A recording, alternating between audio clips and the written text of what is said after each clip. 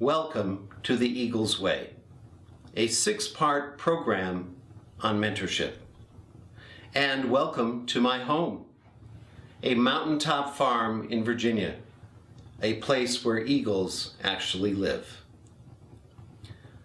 It is my hope that each of you who view this program wishes to ascend to greatness in leadership through exemplary service. I am Jeff Patnode, and I will serve as your host and your guide in this program. I'm going to make an assumption as we begin, that you are not a mechanical being with a notion that you are ruled by a brain, and the purpose of having more skills is to become more successful in your career so that you might make more money and buy more things. That is a worldview that is dangerous and it is outdated. Instead, the mentor knows that we are much more than our brains, that we are people of minds. We are people of emotional intelligence and a wisdom of the heart. And it is this emotional IQ that is older than actually our other brains. And it is that which leads us to a calling, a revelation, an inspiration that will call us to this highest place in leadership, mentoring, whose purpose and purpose alone is service. This program is not for everyone. I wish that were not true. The world would be a better place. It is for the open heart and the conscious mind. A mind so keen that it knows that there is meaning beyond matter, that there is purpose beyond product, and there is a commitment to a life so fully expressed that people live at the highest level of leadership, which is mentoring, and a commitment to serve. There is a formula in the universe, and we all know it. For every action, there's an equal and opposite reaction. If we are to balance our lives and the demands of the ego, that in stage 1 demands to get, the reaction to getting must be giving. So it is often in the second stage of life that the mentor comes to this place to serve. The Eagle's Way has 6 lessons to be heard, understood, and applied. There are 8 instruments that are utilized for the purpose of gathering information just about you. And finally, there are 12 practices. I call them the habits of heroes. They are to be practiced in the program so that you can walk the walk. Ladies and gentlemen, we are ready to begin. Make sure your seat belts are fastened, your tray tables secure, and your seats in the upright position, for we are now ready for takeoff. Our intelligent quotient, our IQ, has long been a representation of our aptitude, the perception of who we are and how well we will succeed and where we should sit in the classroom of life. The standard achievement test, the infamous SAT, was designed to grade and categorize us according to functions, dealing with shapes, logic, factual memory, and word usage, and then suggest, objectively, where or if we should pursue a higher education. Unaware of the EQ factor, our emotional quotient, boards of admissions concluded not only where we should go, but made strong recommendations about what we should do and which career would be best for us. They didn't know that reading.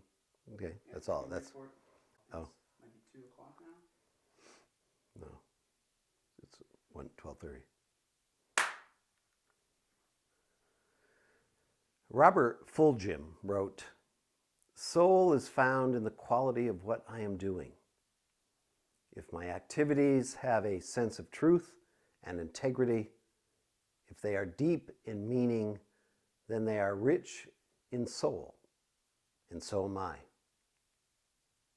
Soul is the passion energy of creation that runs through our veins with the very first breath.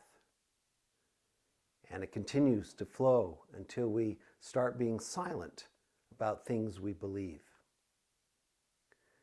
That is when soul begins to die. And it was Martin Luther King who said, 'Our lives begin to end the day we become silent about the things that matter.' If you have found what I have just said as being unfounded or perhaps disturbing, then let's think more practically through this example. I have hundreds of tiny oak trees growing in the forest of our property in Virginia. Where did they come from? From the tens of thousands of acorns released from the mature oaks years earlier. And those acorns knew exactly how to become a young oak, not from the coaching of mature oaks, not in defiance of the other growth around them, and certainly not from anything that I did, but from a genetic code that has been in their calling card for millions of years. Acorns are born to become oaks, just as we also have a genetic code to become fully human and to achieve the fullness of the intention for which we were created. I know a farmer who, like me, grows apples, but he has one tree unlike all others. On this one tree trunk, he has grafted 2 kinds of apples and 2 kinds of pears. Never do the branches coded for pears get confused and produce apples, nor do the apple branches ever produce pears. Each branch is sustained by the nourishment of the roots and common trunk, yet maintains its unique coding to produce what they were intended to create. Most never realize they were born to soar. Perhaps they are more content that way. Or perhaps many do realize that flying is possible, but instead of soaring, they just flap their wings in endless effort.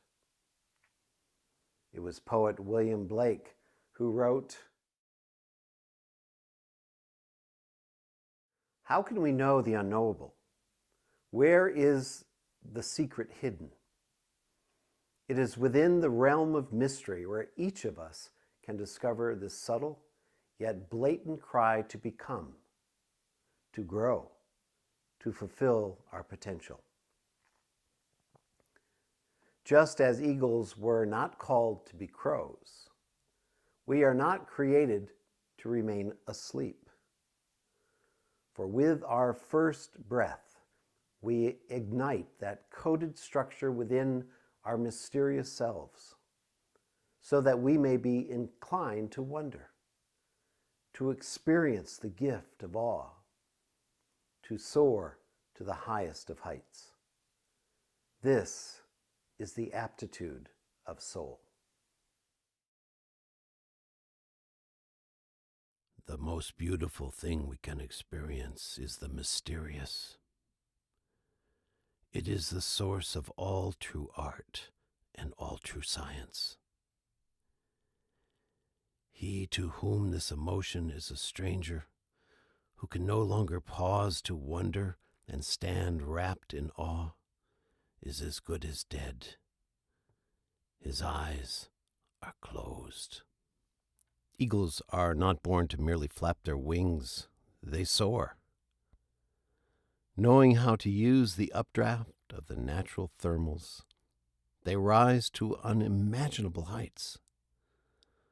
One raptor with a 10-foot wingspan on November 29th, 1975, was drawn into a jet engine of an airliner off the coast of West Africa at the incredible altitude of 37,900 feet, over 7 miles above the earth.